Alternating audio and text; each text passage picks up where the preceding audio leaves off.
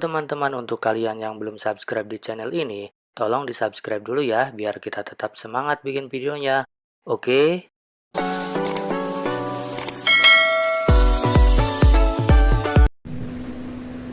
Bismillahirrahmanirrahim.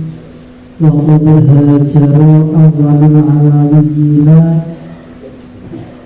wasatatin bani ahdaji wa bani qatimin ila iraqi ila yamani wa hadramati wa hadramati wasatana tilka biqa'a. Awal-awal keturunan Bani Alawiyyah dan keturunan Sayyid dari Bani Ahdan yang masih memiliki ikatan persaudaraan dengan Bani Alawiyyah, dan Bani Qatim dari Irak. Menurut itu menuju Yaman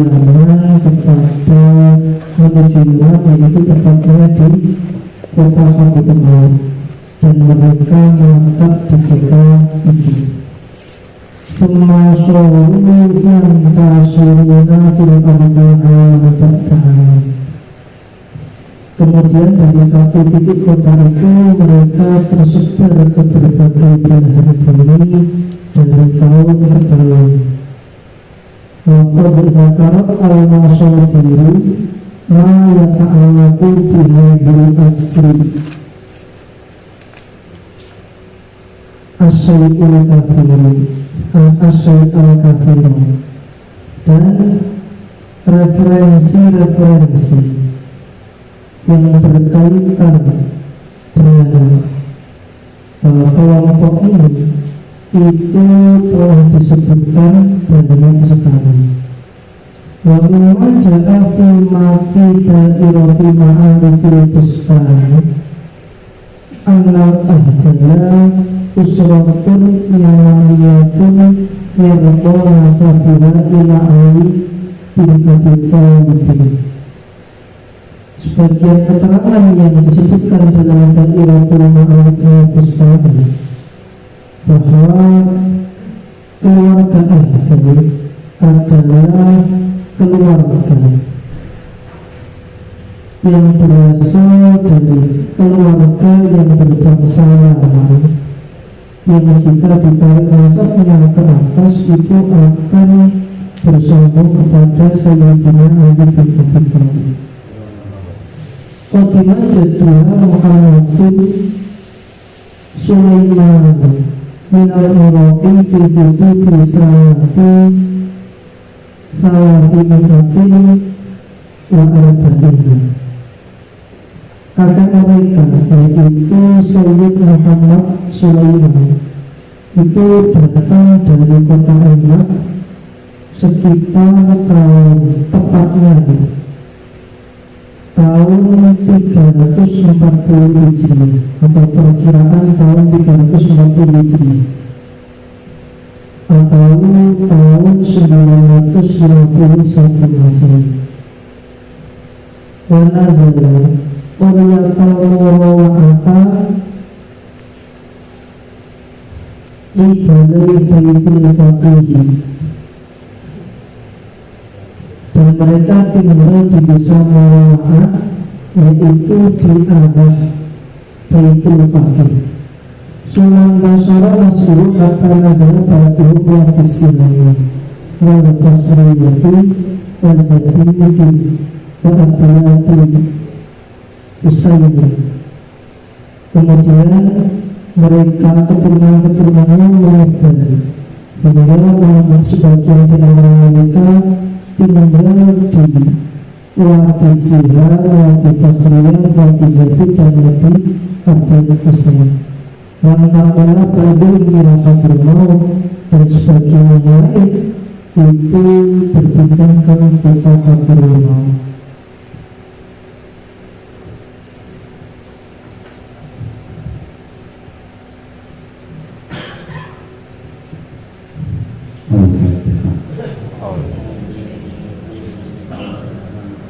Membahas beberapa sebab hijrahnya orang-orang, ada yang karena menghindari pertumpahan darah, ada yang karena mencari ilmu, ada yang karena pengalaman, ada yang tinggal dekat di kota-kota suci atau ingin mencari pekerjaan dan lain sebagainya itu salah satu gelombang hijrah kaum Alawiyun yang pertama ke Yaman, ini Yaman Utara, kalau Al-Qur'an ke Yaman Selatan, yaitu merupakan keturunan dari Bani Ahdal dan Bani Qudain.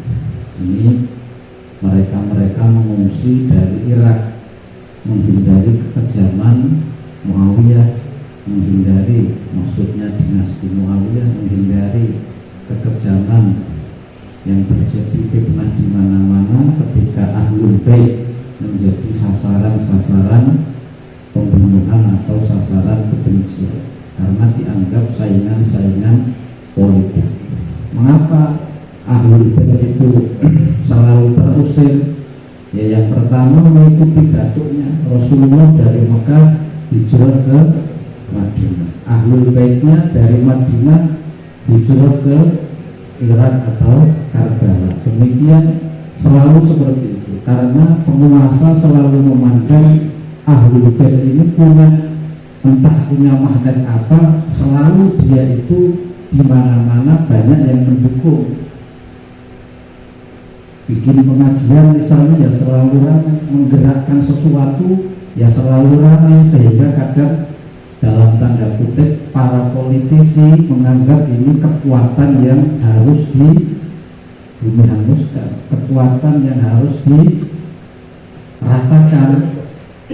Jadi bukan hanya alasan secara agama saja, secara politis pun ini kalau Ahlul Bait ini dibiarkan anak pinak, nanti pendukungnya banyak, akan membahayakan kedudukan para penguasa.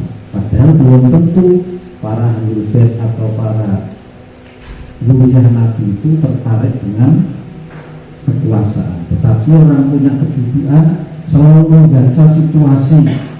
Kalau tidak mau, ini contoh di Indonesia saja, ini contoh jangan dimasukkan ke hati. Habaib yang mau pro dengan pemerintah yang akan dibina hidupnya nikmat, seperti saya misalnya, rumahnya mewah, mobilnya mewah, tidak selalu diomong yang tidak. Tapi kalau ada habib yang mengkritik pemerintah, ya alamat dia akan masuk duri berkali-kali. Itu contoh di Indonesia lengkap, dan alhamdulillah di Indonesia lengkap. Habaib yang pro pemerintah ya banyak, habaib yang mengkritik pemerintah ya banyak, habaib yang kritik kiai ya banyak, sekarang kiai yang kritik habaib juga banyak. Jadi Indonesia ini sudah lengkap, tinggal dinikmati saja. Yang penting tolong jangan perang saudara, yang penting jaga kedamaian. Beda itu hal yang biasa, yang penting jangan sampai terjadi tumpah darah dan kita diadu domba oleh politisi lokal maupun politik internasional atas nama perdamaian misalnya. Nah, ini contoh hijrah dari Ahdal ini. Ahdal ini merupakan keturunan dari Muhammad bin Sulaiman.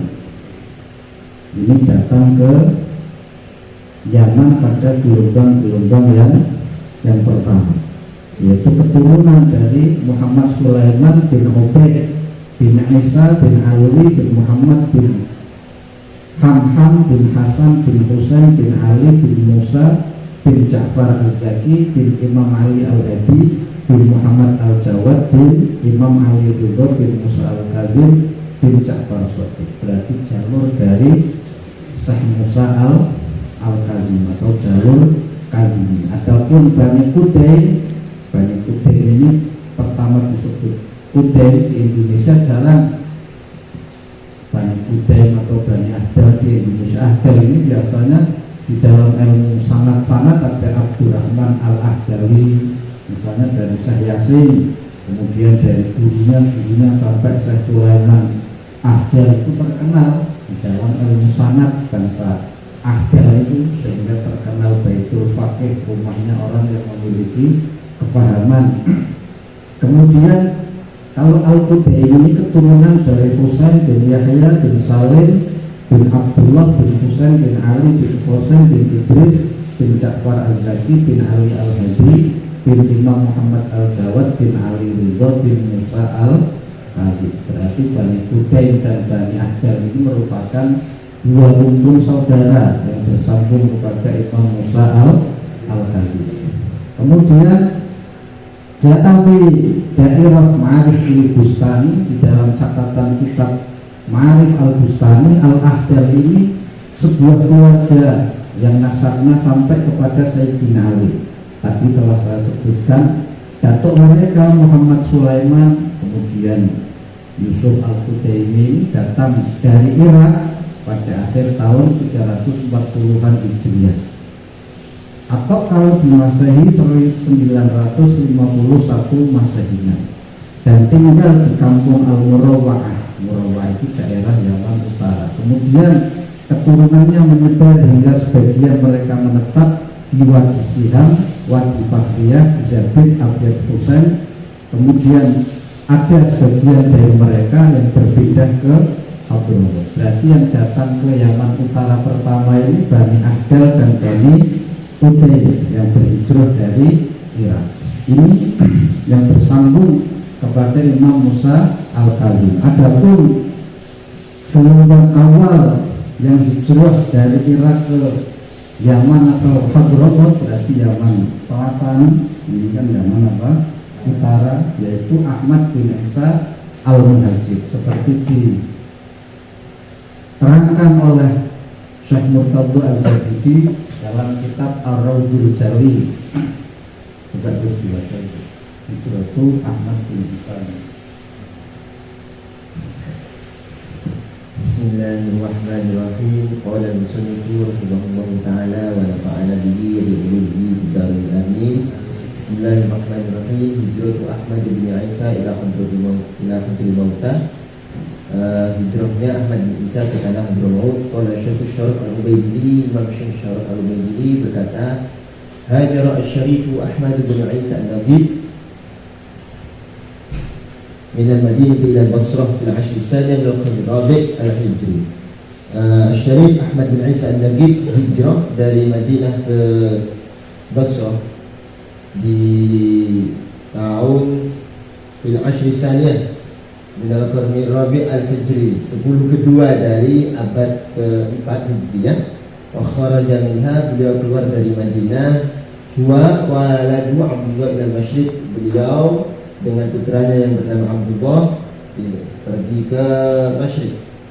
Walqa Asad Tasyar bil Yaman, dan bertemu dengan Asad Tasyar bil Yaman di tanah Yaman. Wastaqra, kemudian bertetap tinggal di Hadramaut dan di Hadramaut. Wa tatajaraha, dan beliau berkecimpung di situ.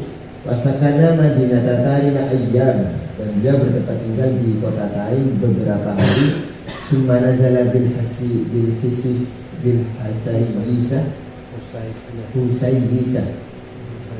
Husaysiyah. Kemudian beliau bertempat tinggal di Husaysiyah di tanah Bisyik Bani Mukhaddam, di tanah Syekh Bani Mukhaddam.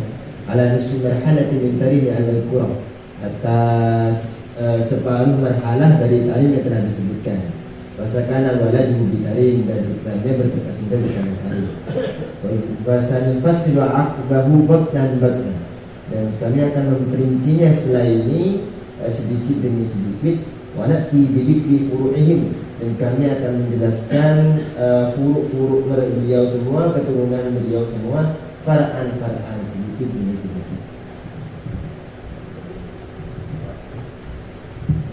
Ini catatan dari Rawdul Jali fi Nasabi Bani Alawi yang dicatat oleh Al-Imam Sayyid Murtadha Az-Zabidi. Ini di dalam Rawdul Jali bahwa diterangkan orang yang dari Madinah ke Basrah adalah Sayyid Ahmad bin Isa al-Muhajir dan anaknya yang bernama Abdullah ilal Masyriq. Yang Masyriq itu mana berarti itu?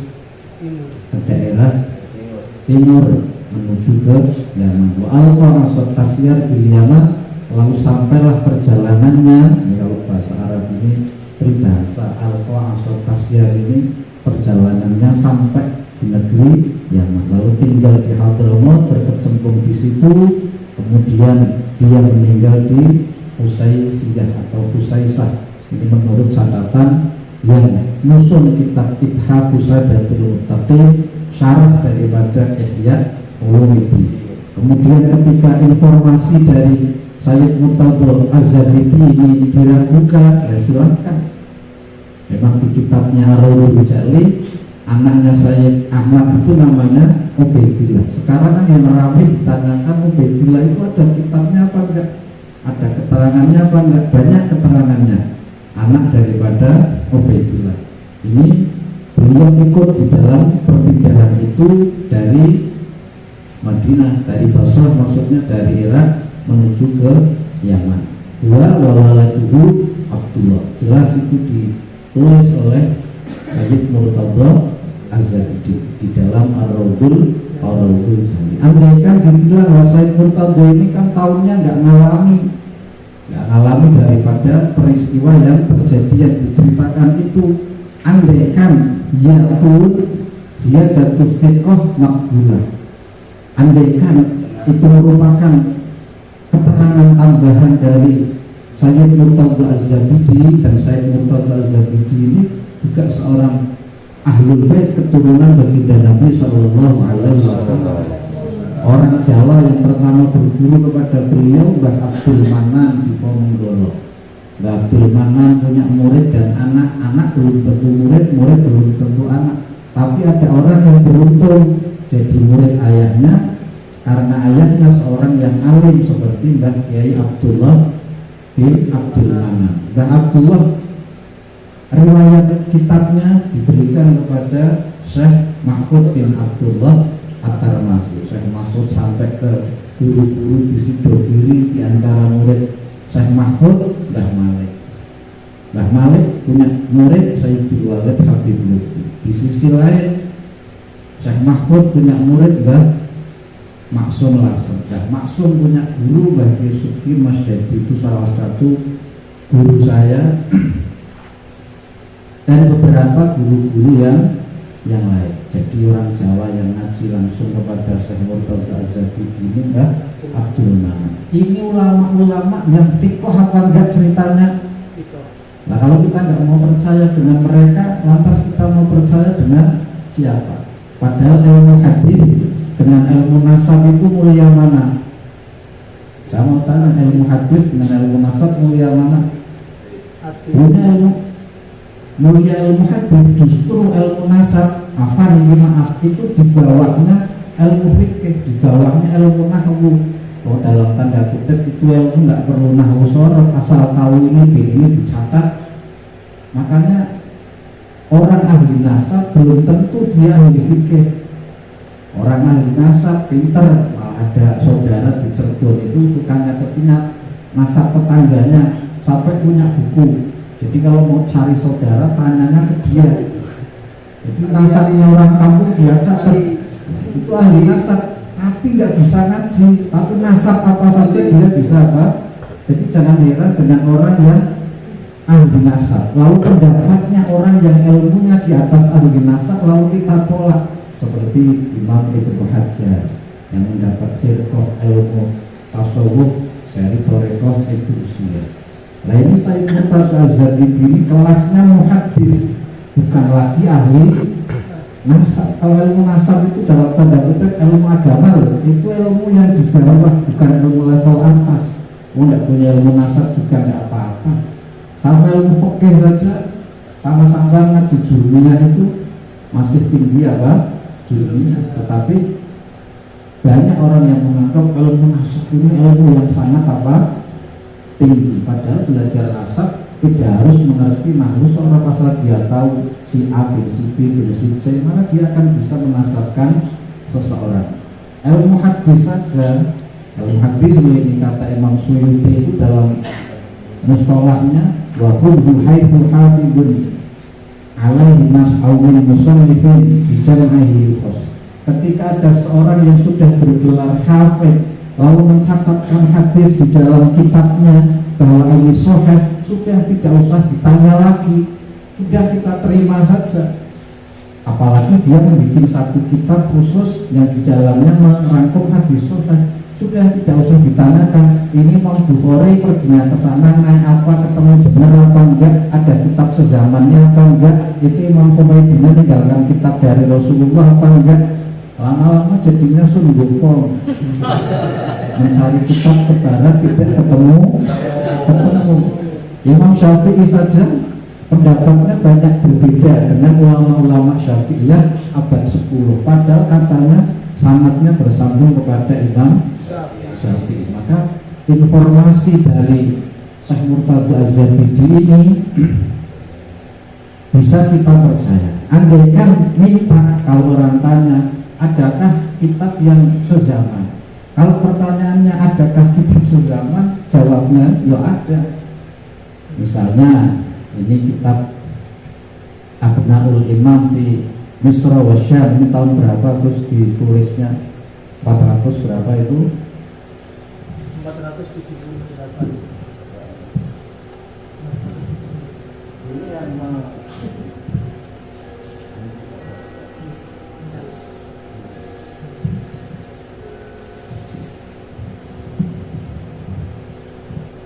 Dikru walad Sayyid Isa bin Muhammad bin Ali al-Uraidi menerangkan tentang putra-putra Sayyid Isa bin Muhammad bin Ali al-Uraidi.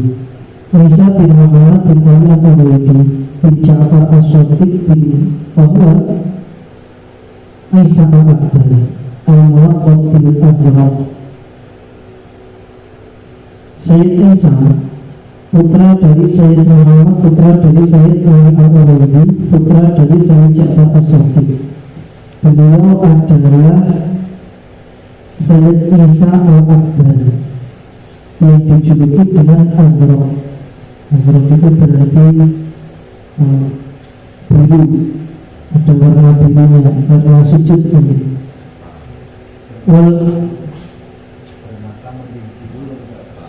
Bermata biru. Wal masyhur biru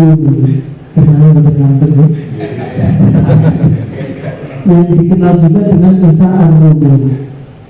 Ibunya adalah Umayyah Umulawat. Ibunya adalah keturunan Rum, yaitu merupakan Umulawat. Wafi waladihi adatul kabirun minal Uraymiyin muntasyirun fi kathirin minal buldan. Keturunannya ada banyak sekali dari golongan Bani Uraymiyin yang menyebar di banyak negara, yaitu di Irak, Hadramaut, Syam, Mesir, dan tempat-tempat lain. Waktu akobah wangsatan waselasi mawatan selasi mawatan wakomisun wakomsuin hasil. Beliau punya putra-putri, keturunan sebanyak 35, 30 di antaranya laki-laki dan 5 perempuan. Karena bukuri mangkana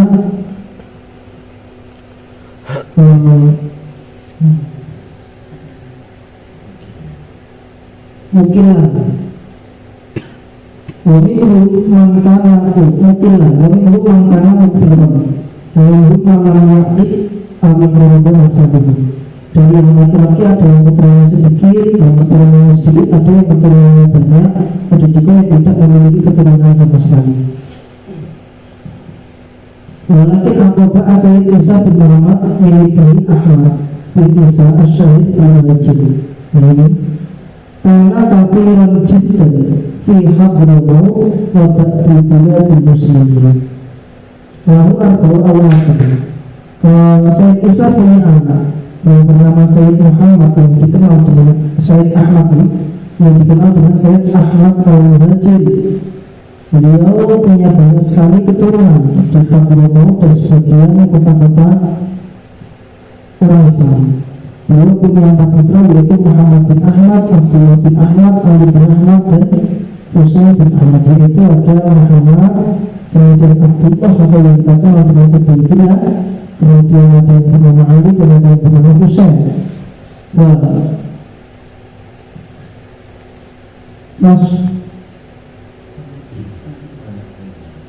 Wana jatazimu bina bidikri Allah dinadi akamadun Ampun bibisam.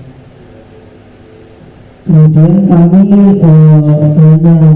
menerangkan sebagian dari putra-putra beliau yang berada di Syam, Mesir dan Syam.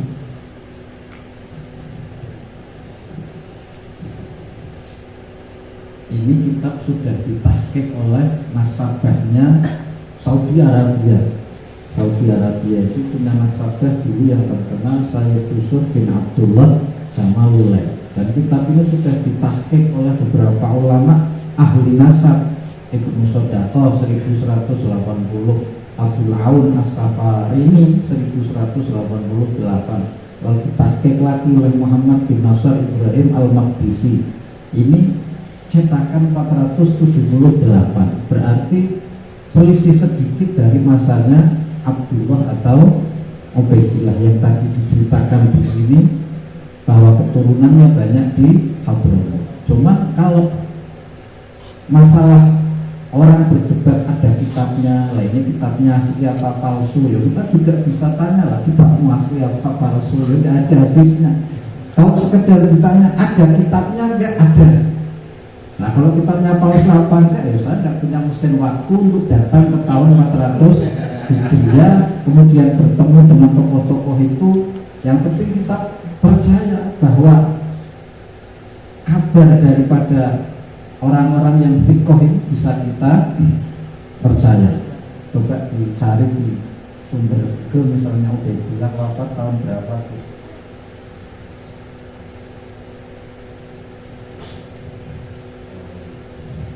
Nah kalau misalnya ini Syekh Murtada Az-Zabidi itu kan baru gurunya Mbah Abdul Manan Diponegoro. Abdul Manan Diponegoro itu zaman Pangeran Diponegoro. Coba yang lebih tua misalnya itu berapa? Ahmad berapa? Abdullah bin Ahmad Al-Mansur berapa? Kalau 383 kitab ini selesai ditulis 4 berapa tuh? Coba berarti berapa selisihnya? 478 dikurangi 383 berapa?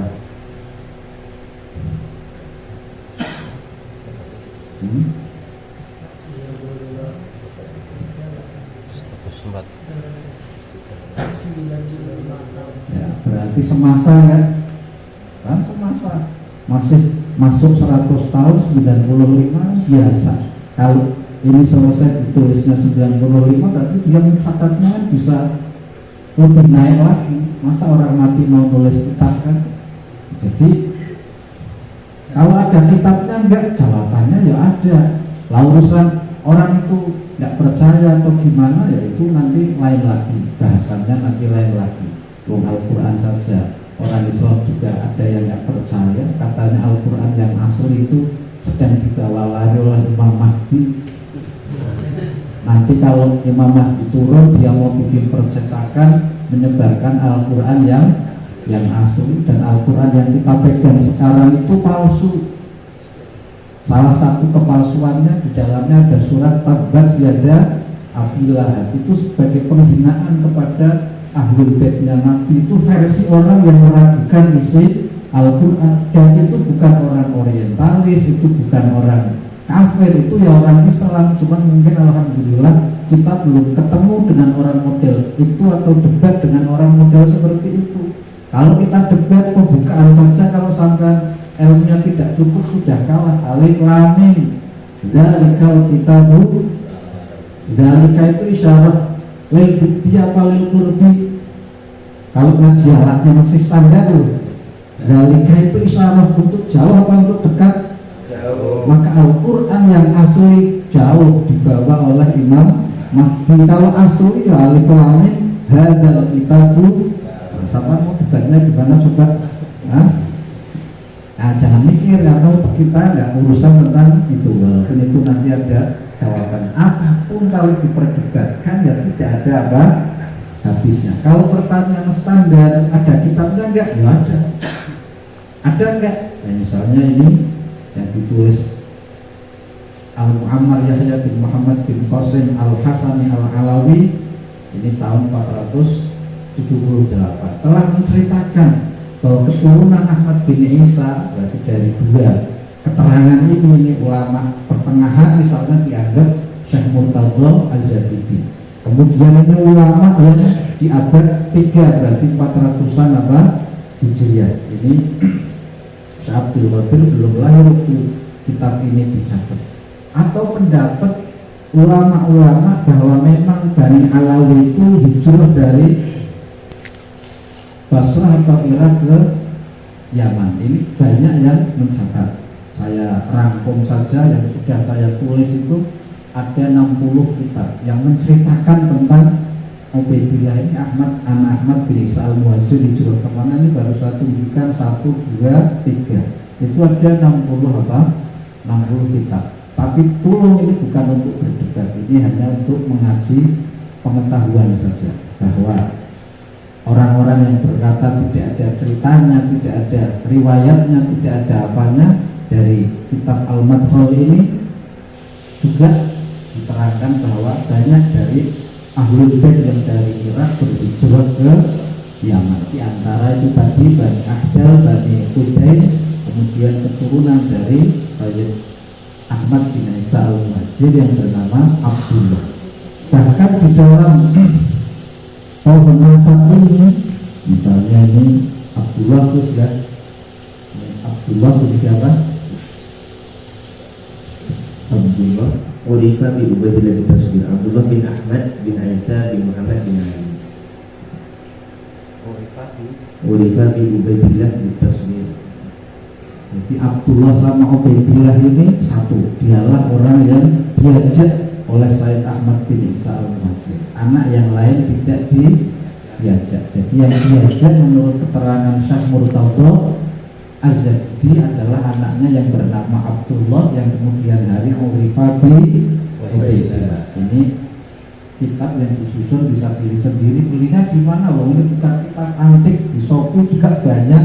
Asal mau belajar apa sejarah, cari saja dari sumber berbahasa Indonesia, kemudian sumber berbahasa Arab atau dari sumber-sumber yang lain. Yang intinya cerita seperti itu dari dulu sudah turun temurun. Ilmu hadis saja, kalau ahli hadis yang bergelar hafid, padahal hadis itu lebih berbahaya kalau keliru. Kalau ada seorang hafid, kata Imam Suyuti, sudah menerangkan bahwa hadis itu sahihun alhamdulillah, jangan banyak tanya lagi.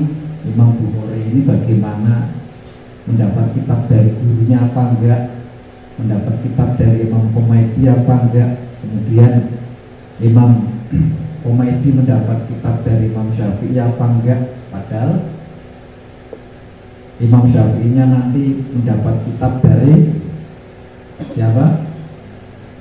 Imam Malik apa enggak, misal Imam Maliknya dapat dari Imam Nafi' enggak, Imam Nafi' catatan kitabnya ngaji sama sahabat Abdullah bin Umar mana, kemudian sahabat Abdullah bin Umar catatan ngajinya sama Nabi Muhammad mana. Nabi Muhammad dapat wahyu di Gua Hira, kitabnya apa juga enggak kalau kayak gitu. Padahal Nabi Muhammad ini Nabi yang tidak menggunakan metode membaca dan menulis, Nabi yang tidak membaca dan menulis. Jadi dia kalau ngajar tidak pakai kita membaca bacaan bahasa Indonesia, bahasa Arab atau bahasa Jawa. Beliau tidak membaca dan tidak menulis. Maka ukuran, kalau ada orang bilang ukuran orang alim itu yang bisa baca kitab Ihya, yang bisa baca kitab Sahih Bukhari, Syekh Sulaiman Al-Jamal buta huruf. Tapi ulama fuqaha mengalahkan ulama Mesir. Syekh Ali Al-Khawas, gurunya Imam Sya'rani yang mengarang menyusun kitab berjilid-jilid, itu hasil ngaji dari guru yang buta huruf, tapi bisa menerangkan hadis, menerangkan apa. Ketika ia tanya hadis, dia tahu tafsirnya, dia tahu maknanya. Imam Haddad apa nih, beliau matanya buta sejak kecil, berarti bisa baca apa enggak, melihat kitab apa enggak. Maka banyak, kalau ukurannya itu Allah membalikkan fakta bahwa orang alim tidak harus diukur dari seberapa kitabnya dia bisa baca, Syekh Abdul Aziz Ad-Dabbar, seorang ulama wali kutub yang terkenal, itu seorang yang ummi tapi menerangkan Bismillahirrahmanirrahim itu 3 bulan belum rampung, sampai muridnya mencatat tafsir Bismillah itu. Syekh Abdul Aziz Ad-Dabbar itu buta huruf, sampai saking hebatnya beliau ini ketamunan malaikat. Satu ketika malaikat datang ke rumahnya, "Ya Syekh, saya ini malaikat dari Lauhul Mahfuz, kasihan melihat ente ibadah siang malam, tapi di Lauhul Mahfuz ente itu tercatat min ahli nar, ahli neraka." Syekh Abdul Aziz Ad-Dabbar sedikit pun dia tidak kaget, senyum saja. Itu ciri-ciri wali. Kalau masih kagetan jangan pernah ngaku wali. Pak Yai, ini beras ini Pak Yai, panik. Cara ngetes orang itu wali atau enggak gampang, ditakut-takuti aja. Pak Yai, ini calon Anda tidak jadi, ini panik. Nah, berarti belum apa? Ini saya bilang Ad-Dabbar santai saja. Kata malaikatnya, "Oh, ini tak beri kabar seperti itu kok santai? Oh, urusan saya ibadah. Surga neraka itu bukan urusan saya. Itu urusan Allah. Jadi saya ibadah itu ya karena mengikuti perintah Allah. Saya tidak urusan mau taruh di surga, mau taruh di neraka, itu bukan urusan saya." Akhirnya malaikatnya pulang. Berhari-hari kemudian malaikat datang lagi.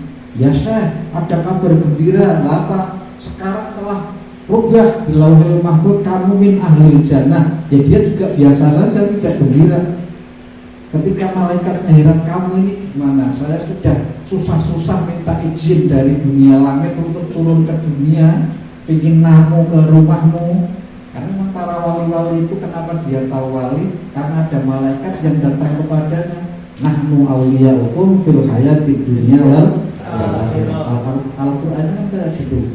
Orang yang mengucap qaulu rabbunallah tsumma istaqamu tatanazzalu alaihimul, maka jika jenengan memang benar-benar wali, maka ada malaikat yang memberi kabar, jangan takut, jangan gentar. Nahnu awliyaukum. Ini kelas wali yang tahu dirinya wali.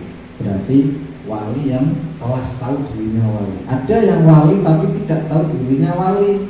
Misalnya, siapa tahu Pak Abdul Rahman itu ternyata wali. Tapi dirinya nggak tahu kalau dia wali. Jadi kalau ada pertanyaan, apakah wali itu tahu kalau dirinya wali? Nggak, tergantung tingkatannya. Ada yang orang lain geger dia wali, tapi dia nggak tahu kalau saya wali. Nah, jadi itu Abdul Aziz Ad-Dabbar buta huruf. Kemudian ada orang yang mengatakan orang alim itu diukur dari membaca kitabnya. Imam Haddad tidak pernah baca kitab, mau baca gimana? Beliau tidak bisa apa? Tidak bisa melihat secara apa? Fisik. Maka ini Allah nyindir bahwa ilmu bukan diukur hanya dari membaca dan menulis. Ada ulama-ulama yang ilmunya langsung dari Allah Subhanahu wa ta'ala, seperti Syekh Sulaiman Al-Jalal. Kalau sampai biasa ngaji tahu itu penyusun kitab fikih. Kemudian Syekh Ali Al-Khawahas, kemudian Syekh Abdul Aziz Ad-Dabbar, itu ulama-ulama yang ummi tapi namanya, kewaliannya menggetarkan apa? Dunia. Maka tidak boleh kita mengukur ilmu dari hanya sekedar membaca dan menulis saja. Maka ada ulama-ulama yang ilmunya seperti itu. Imam Sya'roni kalau pusing tentang kitab, beliau yang baca kitab ini maksudnya gimana hadis ini, saya mendengarkan, tapi nanti ditafsiri menjadi satu kitab tersendiri. Itu hebatnya Syekh Abdul Wahab Asy'ari. Gurunya ternyata orang yang dalam tanda kutip orang yang ummi. Itu sebuah contoh saja. Kok sampai ke ummi itu tapi nyambungnya gimana? Keenakan ngobrol. Nah, ini mau bilang gimana kok sampai ummi itu? Tidak perlu mempertanyakan kitab-kitab. Ya tidak perlu. Karena belum tentu orang mengaji dengan kitab. Yaitu Syekh Abdul Aziz Ad-Dabbar ketika beliau bilang dalam satu ceritanya bahwa alam semesta ini berbentuk seperti trompet, bahwa alam semesta ini berbentuk seperti apa? Trompet. Itu sudah kita terima saja. Dari awalnya ada lubang, ternyata teori sekarang ditemukan black hole, lubang hitam, karena alam semesta itu berada di lubang-lubang itu ke ujung tambah kecil. Nah ini berarti sampai ke mulutnya malaikat apa? Israfil. Jika itu disebut maka dunia bubar. Dulu kalau waktu saya membaca pendapatnya Syekh Abdul Aziz Ad-Dabbagh, masa alam semesta kok bentuknya seperti trompet, ini warnanya apa ini, kok pendapatnya nyeleneh sendiri. Tapi ketika NASA mulai menemukan bahwa semesta ini seluruhnya berbentuk mirip seperti trompet, teori black hole kalau orang kuliah, maka saya semakin mengerti berarti memang Syekh Abdul Aziz Ad-Dabbagh itu ilmunya langsung dari Allah Subhanahu wa Ta'ala. Itu contoh saja. Maka orang yang sedikit-sedikit kitabnya, karena sedikit-sedikit kitab itu justru akan terhijab dirinya dari ilmu yang tidak ada di dalam kitab. Nah kalau sekedar mencari Ubaidillah, adakah kitabnya, adakah riwayatnya bahwa Ahmad bin Isa membawa anaknya hijrah, itu tadi ini misalnya Ar-Raudul Jali Nasabi Bani Alawi, kemudian Abnaul Imam ini 478. Kalau pertanyaannya ada kitabnya apa enggak, ya ada. Kemudian misal yang kita pelajari ini Al-Madkhal juga menceritakan perpindahan. Kan sekarang banyak di internet bahwa perpindahan Ahlul Bait dari Irak ke Yaman itu tidak terbukti secara ilmiah, tidak ada catatannya, tidak ada kitabnya. Nah, kalau urusan kitab, ini Al-Madkhal aja menceritakan. Nanti yang nanti nyambung ke Wali Songo ini menurut versi kitab Al-Madkhal nanti dari jalur Ubaidillah itu yang nanti akan bersambung kepada para penyebar Islam di tanah Jawa. Ini hanya sekedar untuk pengetahuan saja. Kalau sekedar tanya kitab-kitabnya apa, ya kitabnya banyak dari yang kita pelajari nanti Al-Madkhal, kemudian Syekh Murtadha Az-Zabidi. Lah makanya, lah kalau orang sudah menolak Syekh Murtadha Az-Zabidi gimana? Menurut kita, ya tinggal Anda pikir sendiri saja. Orang yang menolak pendapat yang sudah apa? Muktabar, dibilang ulama apa dibilang alimun apa ngalamun, ya terserah. Kalau tanya kitabnya, ya kitabnya ada. Tapi kalau diperdebatkan, ya tidak akan habis. Al-Quran saja banyak ada mazhab Islam yang meragukan keautentikan daripada Al-Quran, dan ini sangat berbahaya bagi orang-orang yang belajarnya kurang paham. Itu baru pembukaan saja. Zalikal kitabu, zalika itu di sana. Berarti Al-Quran itu masih dibawa oleh Imam Mahdi yang asli. Yang kita pegang ini Al-Quran KW, maka tidak perlu wudu. Coba sahabat nerangkannya gimana? Ketika kok tidak pakai hadzal kitab ini, hadza berarti zalika, berarti yang hadza ini berarti enggak apa?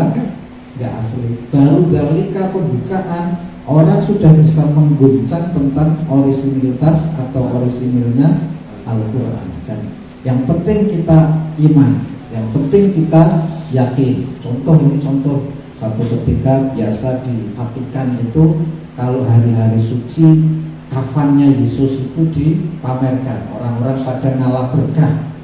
Lalu para peneliti ingin meneliti benarkah itu kain kafannya Yesus.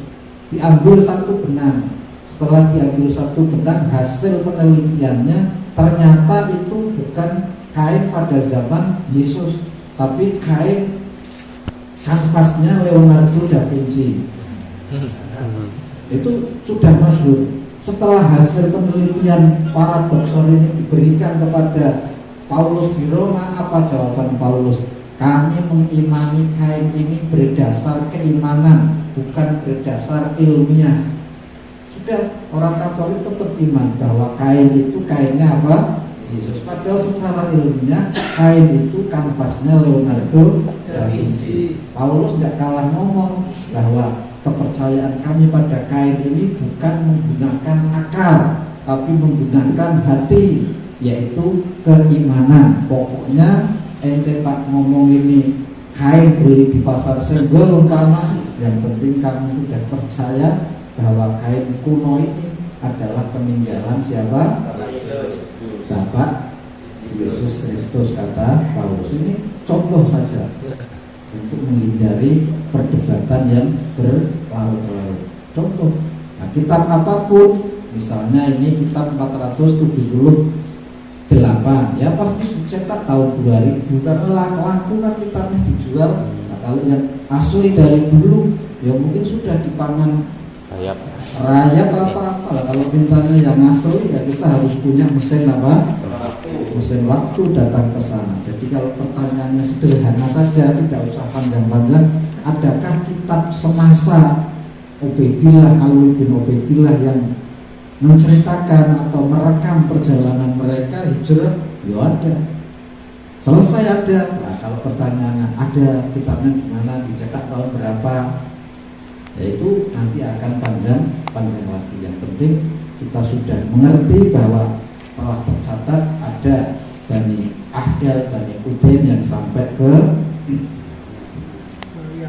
Yaman. Jadi perpindahan para ahli bait ke Yaman itu yang katanya menurut dunia internet itu hoax, itu cerita fiktif, tidak ada ahli bait yang melakukan perjalanan ke Yaman.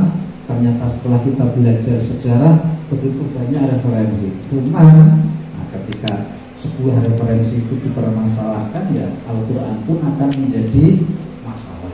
Sama-sama mazhab saja nanti memaknai langsung saja maknanya macam-macam. Itu kalau semua diperdebatkan. Kalau tidak ada masalah, ini ada kitabnya. Kalau kita dalam dunia santri ada kitabnya, ya sudah selesai. Gak usah ditanya itu Imam Romli ngajinya jam berapa, ngantuk apa enggak, catatannya ngaji masih ada apa enggak, Imam Ibnu Hajarnya ngajinya kadang libur apa enggak.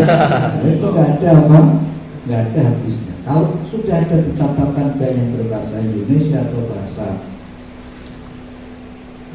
Arab misalnya, bahkan polemik-polemik yang ramai tentang perpindahan Ahlul Bait ke Yaman, ini contoh saja.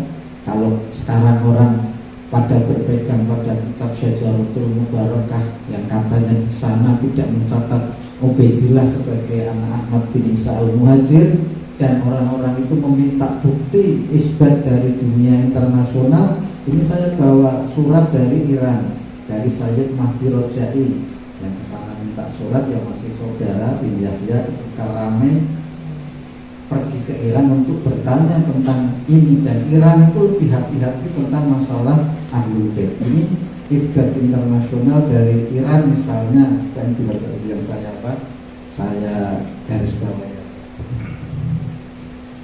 Bismillahirrahmanirrahim. Inna adama dhikri ahadi abna'i Ahmad bin Isa musamma bi Abdillah aw Ubaidillah la yanfi wujuduhu. Bahwasanya tidak ada penyebutan salah satu anak Ahmad bin Isa yang dipanggil dengan sebutan Abdullah atau Ubaidillah, itu bukannya pas tidak ada. Berarti ada enggak? Ini surat dari Nakobah Iran bahwa Ubaidillah itu dia juga nonton internet rupanya yang terjadi di Indonesia ini. Nah ini dia juga membenarkan bahwa memang ada perpindahan hijrah Ahmad bin Isa itu ke Yaman, memiliki anak Ubaidillah. Kenapa bisa cara mubarakah yang ditulis, yang diraih? Karena sensusnya yang dicatat yang berada di Iran. Misalnya busnya orang mana, Gus? Kediri, Jawa Timur. Saya tanyanya sama ke petugas catatan sipil Jawa Timur, lalu saya mengatakan Gus Nidom ini bukan orang Jawa Timur, keliru apa enggak? Jawa Timurnya saya carinya ke Surabaya. Yang kan dicatat di Capil Gus Nidom orang Kediri Jawa Timur, ya kita carinya di Dili Capil wilayah apa? Kediri. Makanya Syajaratul Mubarakah Fakhrul Razi itu kan hidup di Iran, di Persia, daerah Sanarai sana. Nah, kemudian Iran ke Yaman jauh apa enggak? Oh, kadang kita orang Pekalongan punya istri di bandara aja istri kita nggak tahu, ternyata punya istri simpanan namanya sudah besar. Contoh saja, apalagi Iran ke Yaman, yang mencarinya ya referensi-referensi yang dekat dengan daerah apa Yaman. Makanya di Madkhol ini sudah menjelaskan beberapa keluarga telah berpindah dari berbagai tekanan politik, ekonomi, dakwah dan macam-macam itu sampai kepada Sayyid Ahmad bin Isa al-Muhajir.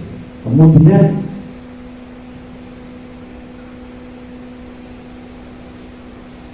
langsung pada tadi 100 berapa? 120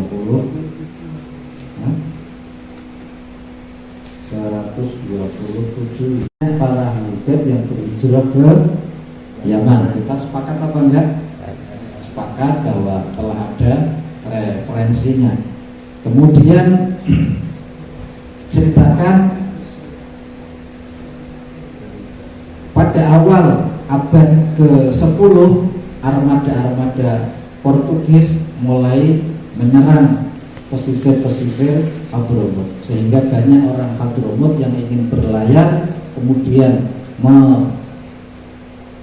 menemukan kesulitan karena harus berhadapan dengan kapal-kapal Portugis terlebih dahulu. Inilah yang kemudian menyebabkan para ulama, para pedagang di Hadramut atau di Yaman ketika berada di Jawa, mereka sangat membenci kepada orang-orang Barat karena mereka memotong perjalanan dagang yang sudah ribuan tahun, yang sudah ratusan tahun terjalin antara Jawa kemarin, dipotong oleh orang-orang Portugis, terutama orang-orang dari Barat itu. Kemudian karena jalan untuk berdagang ini dihalang-halangi, kehidupan kemudian semakin sulit, terutama pada tahun 945 Hijriah, sehingga jarene wong biyen bumangan B angel.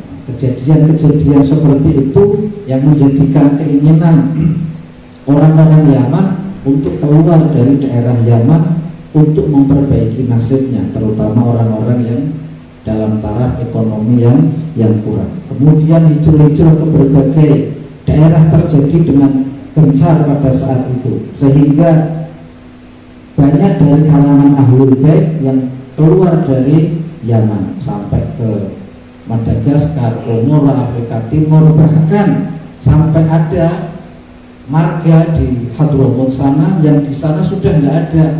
Misalnya Abdul Khan yang ke India, kemudian Basyaiban yang ke India, nanti ada pasal tersendiri membahas Abdul Khan, kemudian Basyaiban yang waktu semoga nyampe nanti gitu.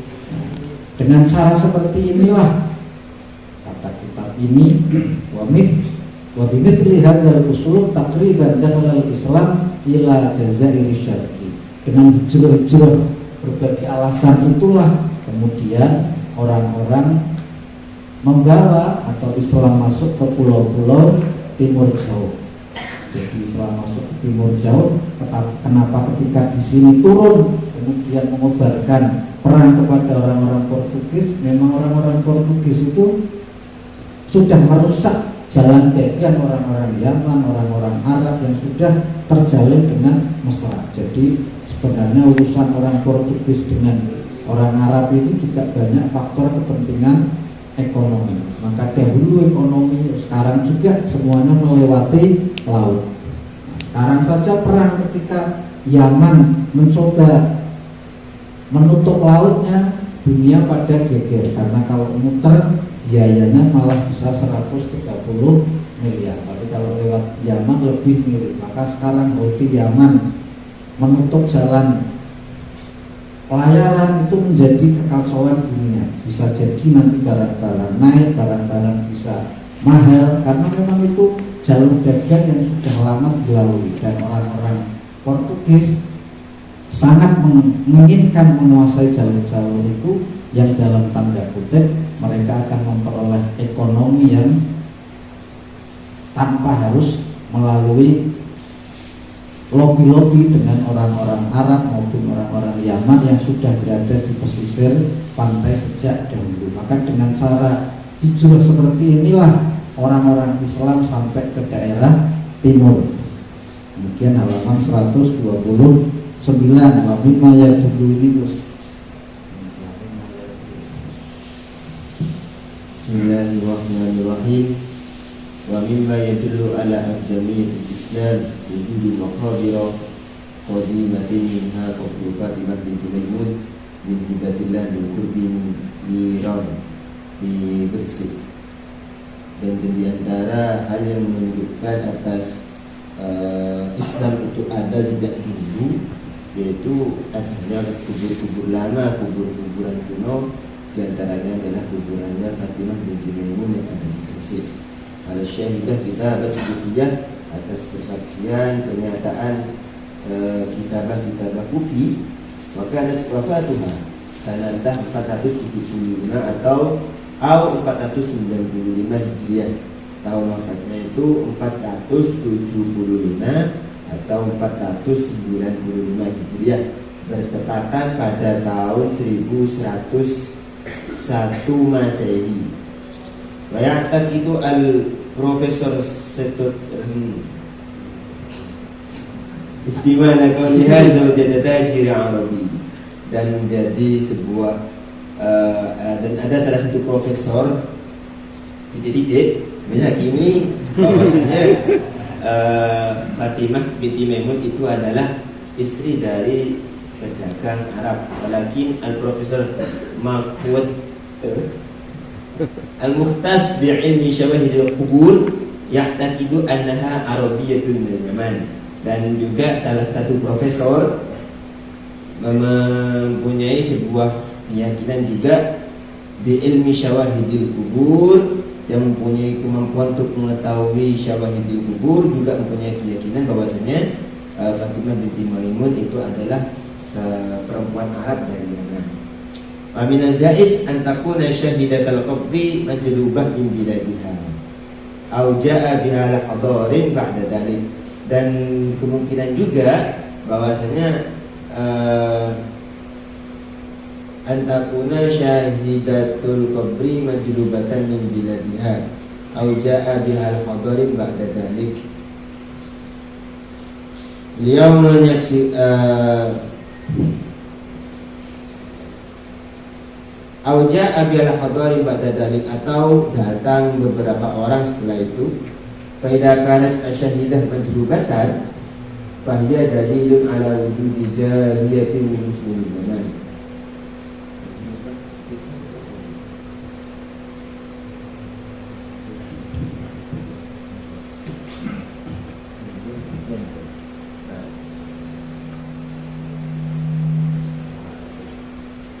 Di antara hal yang menunjukkan lima dulu ala adamiyatul Islam, kunonya Islam di Nusantara ini, salah satunya Islam ke Jawa adanya kuburan-kuburan kuno. Di antara kuburan yang kuno itu Fatimah binti Maimun bin Hibatullah, yaitu berada di dekat Weran Gresik.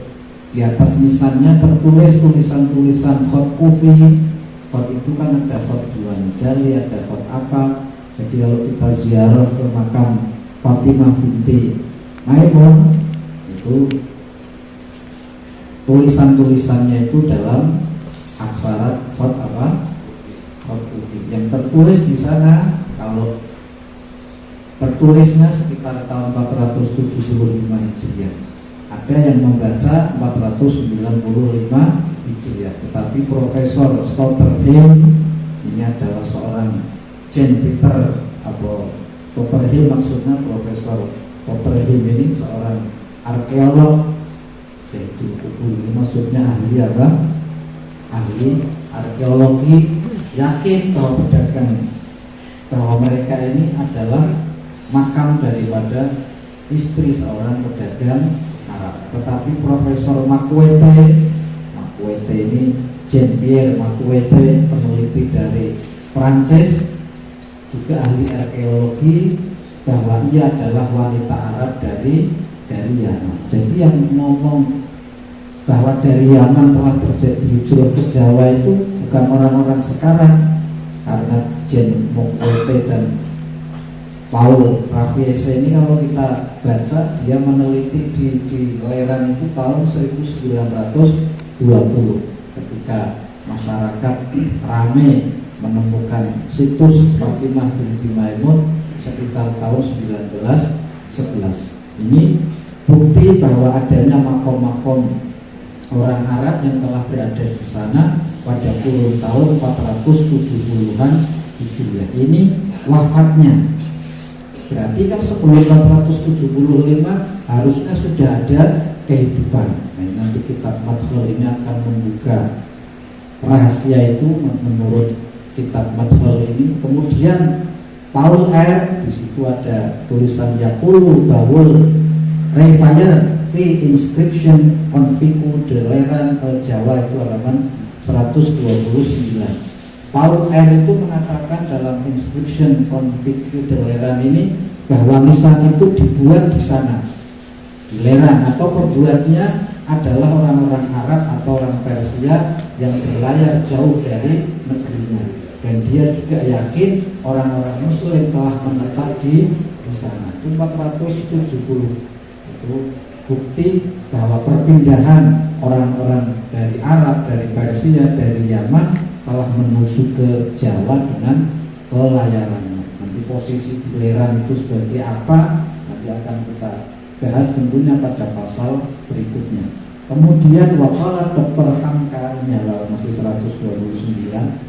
Dr. Hamka juga memberi catatan bahwa orang-orang Cina menyebutkan bahwa orang Arab termasuk penyebar Islam pertama sampai di Kepulauan Melayu itu pada abad 7 Masehi. Abad 7 Masehi berarti abad pertama apa?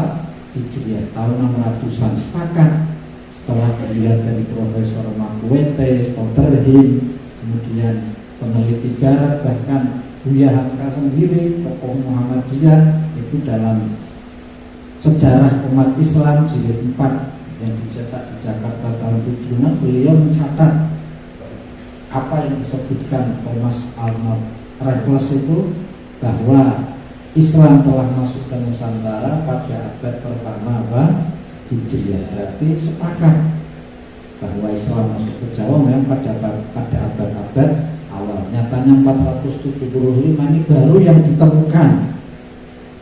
Dan di Pekalongan ada makam yang katanya cucunya Rasul yang ke-6, tapi setelah saya telisik, saya teliti, itu dasarnya dengan ilmu gaib, ilmu istikharah. Nah, kita tidak menggunakan seperti itu. Misalnya ketika kita mencari nasab orang, kadang saya dulu diajak dari Robuto Alawiyah untuk mencari Habib-habib siapa yang suka nikah siri di gunung lalu istrinya ditinggal.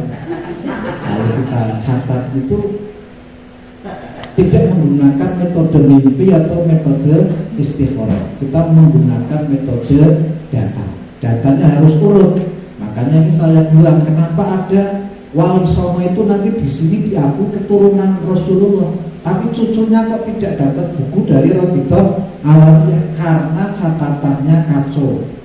Karena catatannya tidak jelas. Bin Yahya saja sampai sekarang ada yang belum dapat buku karena catatannya tidak jelas.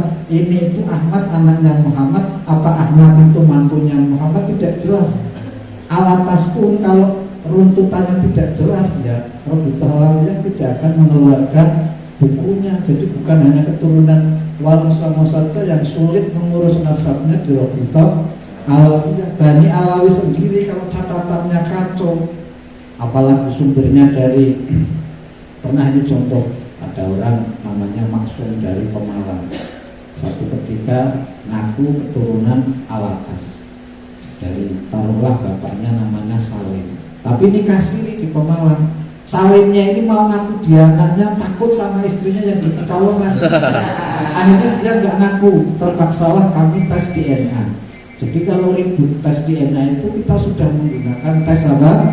Tes DNA. Si Salim ini terpaksa harus kita paksa untuk tes apa? Tes DNA. Setelah tes DNA terserah mau DNA apa DNA, yang penting paham kan tes DNA. Lalu kita bawa ke dokter ke Semarang untuk tes DNA.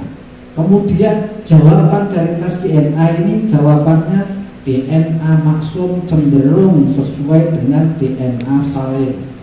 Kita ngomong sama dokternya, dok tolong ditulis Salim anaknya Maksum anaknya Salim. Oh saya nggak berani, kalau ternyata bukan anaknya saya dibui nanti. Jadi yang sudah tes DNA saja tidak berani mencatat Maksum ini anaknya siapa, Salim. Cuma ada kemiripan DNA, paham? Ada kemiripan, kecondongan. Jadi yang sudah USG saja kadang dokter tidak berani, ini pasti laki-laki, ini pasti perempuan. Akhirnya setelah tes DNA itu diberikan kepada Len bahwa DNA-nya nyambung dengan DNA. Oh tidak, itu bukan anak saya.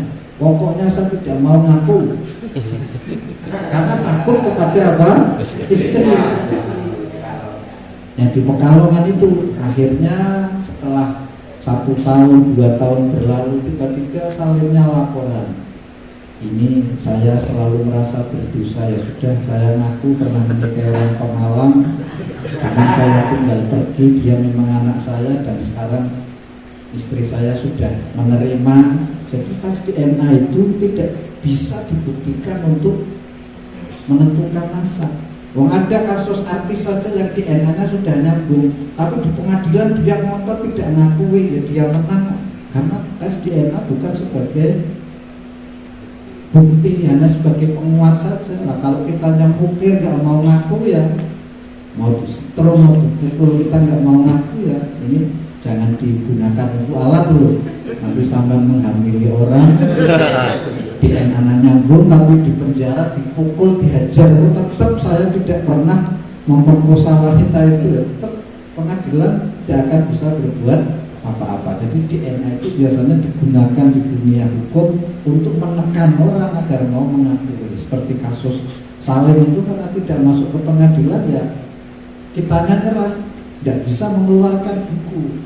Jadi memang harus yang betul-betul tertulis dengan rapi. Ahmad bin Muhammad bin Ali misalnya, bin Husain. Kalau ada walaupun alatas misalnya, kalau ada alatas di sini, Ahmad bin Muhammad bin Ali alatas. Nah, alinya ini siapa? Saya kok tidak tahu ya alinya anaknya biru atau anaknya hijau. Saya kok ragu ini, tidak bisa. Nah sementara catatan keturunan Wali Songo sejak 500 tahun tentunya banyak terjadi silang pendapat apa enggak? Karena tidak ada catatannya yang secara teratur. Keluarga-keluarganya itu memang sudah membaur dan tidak mencatat secara teratur. Jadi masalahnya itu bukan mengakui atau tidak mengakui, karena nanti di kitab ini bahwa Wali Songo itu Bani Alawi. Nah tapi keturunan Wali Songo kok pada produk Alawi yang tidak diakui? Bukan keturunan Wali Songo saja.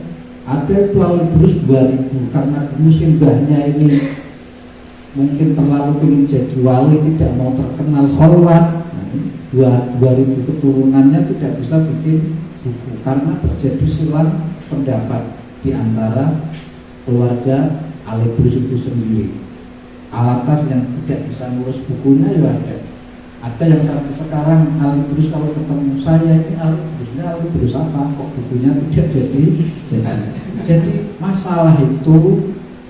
Misalnya yang bahasa Iban, ya ada yang bisa bikin bukunya, bikin bahasa Iban. Ya banyak di Kerapiak ratusan orang yang merasa dirinya bahasa Iban bisa bikin buku, enggak bisa. Karena catatannya juga berdasar istikharah, berdasar mimpi, berdasar katanya, jarene. Nah terus kita mau buktikan bagaimana?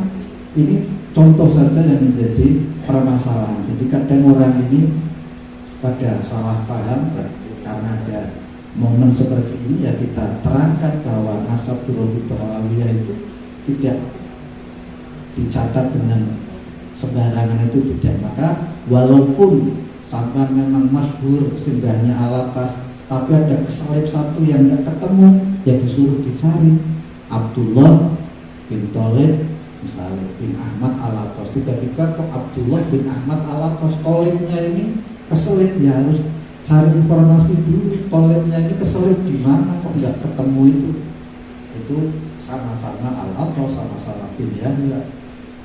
Bin Yahya yang ngurus nasabnya tidak jadi oh banyak. Bahkan kemarin ada yang calon nasab, kalau bikin nasab 4 juta sekarang sudah ditangkap polisi, entah siapa yang beli. Jadi yang mau bikin nasab produktor halal bayar 4 juta, nanti dapat sertifikat Habib. Yang saya heran kok ada yang beli, yang saya heran kok ada yang mau. Lah itu mau untuk apa kan kita nggak tahu. Mau bukunya itu mau untuk apa mau untuk Mansari Syarifah apa gimana? Yang Habib sendiri